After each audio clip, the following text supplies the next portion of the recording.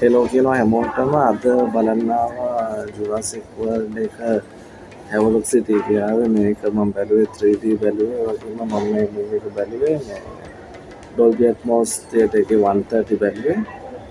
ඇත්තටම මේක මේ මම රිවිව්ස් බලලා බැලුවා. ඒකට කියලා තිබුණා කලින් ඒවා රීමේක් වෙයි කරන්න හදලා තියෙනවා එහෙම කියලා. මම හිතන්නේ වටිනා ක්‍රිටික්ස්ලා මේක ක්‍රිටිසයිස් කරලා තිබුණා මේ ෆිල්ම් එක ගොඩක්ම. ඒ වුණාට මේ ෆිල්ම් එක මම බැලුවට පස්සේ මේකේ පට්ට ඕපනින් සීක්වන්ස් එක ගැන හොඳට තිබුණා. ඊට පස්සේ අර මේකේ තියෙනවා නිකන් මේ වෝටර් සීක්වන්ස් එකක් තියෙනවා නිකන් ඔය වෝටර්ෆෝල් එකක් යන හිමලේ එකක් වගේ සීන් එකක් තියෙනවා. like 30 to 40 minutes වගේ සීක්වන්ස් එක ගැන ඒ දිගටම එතන සුපර්බ් ඇක්ෂන් සීක්වන්සස් තියෙනවා. ඒක ඒ වගේ මේක මීට කලින් ආපු මූවිස් වලට වැඩිය වෙනස තමයි මීට කලින් ආපු ගේම හුඟක්ම මේ නයිට් සීකන්සස් එකම තමයි තිබුණේ. ඔයගොල්ලන් මතක ඇති අර මේ ඩාර්ක් සීකන්සස් තිබුණේ.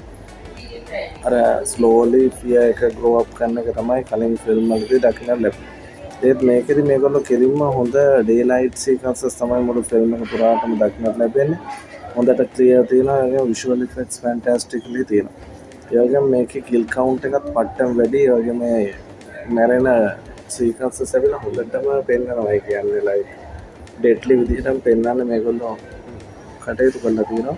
එහෙම බලුවට පස්සේ මේක ඇත්තටම මම ගත්ත සුපර්බ් එක්ස්පීරියන්ස් එකක් හැටියට කියන්න පුළුවන් වෙනවා. ඊට අමතරව මේකේ like first like 10 minutes වගේ even first opening sequence එක action sequence එකෙන් පස්සේ like 10 minutes වගේ normal ස්ටෝරි එකට ගියාට පස්සේ very basic story line එකක් තියෙන like Google trailer එක දැකලා වගේම කියෝ එකක් වගේ මෙඩිසින් එකක් ක්‍රියේට් කරන්න ඇවිල්ලා අර ලිවිං ඩයිනෝසෝස්ලා තුන්ගේ මේගොල්ලන්ට ඕන වෙනවා බ්ලඩ් ගන්න 3. so ඒ ටයිප්ස් තුනෙන් ගන්න යන ස්ටෝරි ලයින් එක යන very simple and straightforward story line එකක් තියෙන්නේ.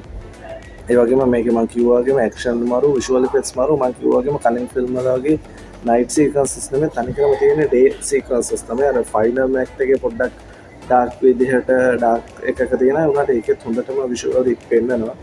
ඒ වගේම මේකේ ඩයිනෝසෝස්ලා ඒ වගේම අර මේ මවුත් එක මෙහෙම ඕපන් කරලා කන සීක්වන්සස් ඒවා හැම පට්ට ගොඩක් මේ ෆිල්ම් එකේ තියෙනවා.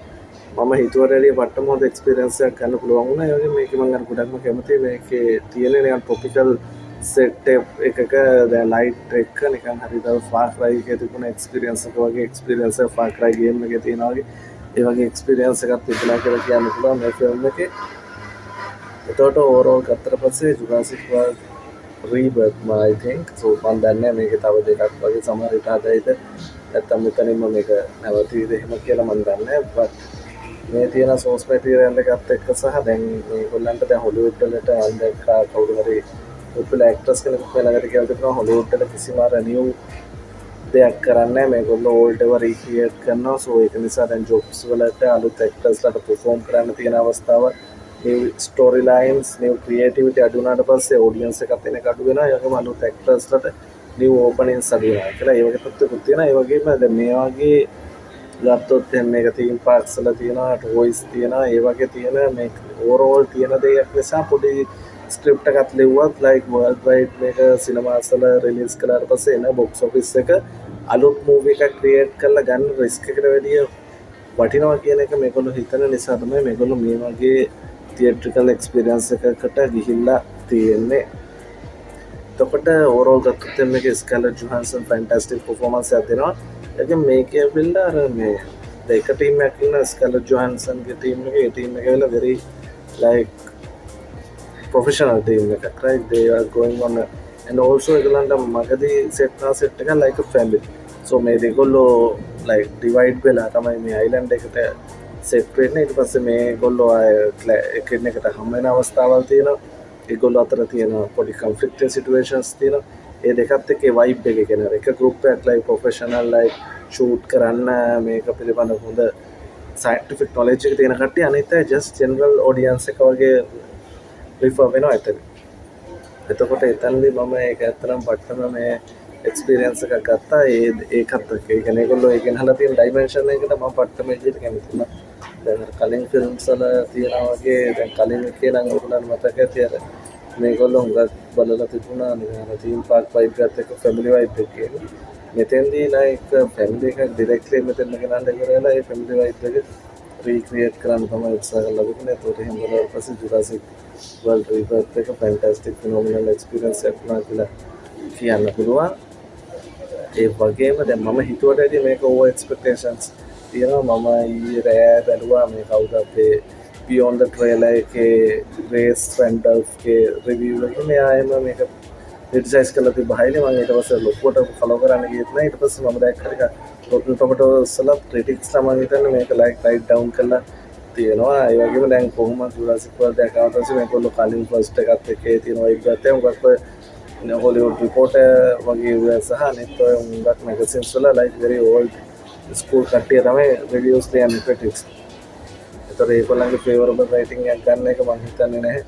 එච්චර ලේසි දෙයක් කියලා මම හිතනවා මේකේ critics වගේ තියෙන rating එක overtake කරයි කියලා general audience එකේ තියෙන rating එකත් එක්ක මම බලපු theater එකේ මම හොඳටම මේ අප කට්ටිය මේක enjoy කළා මට දැක ගන්න හම්බුණා. මම හිතනවා generally හොඳම experience එකක් ගන්න පුළුවන් especially like previously අර බොයෝගර්ගේද කොහෙදාවනේ set එකක් එයා කොහොමත් අර horror thriller element එක සහ එයාගේ තියෙන තනිකරම මේ එයා create කරන element එකනේ මේ indie element එක indie horror element එක ඒකනේ යකින ඒක සාමාන්‍ය general audience එක ලොකුට set කරන්නේ නැහැ. ඒක උනා critics කට set.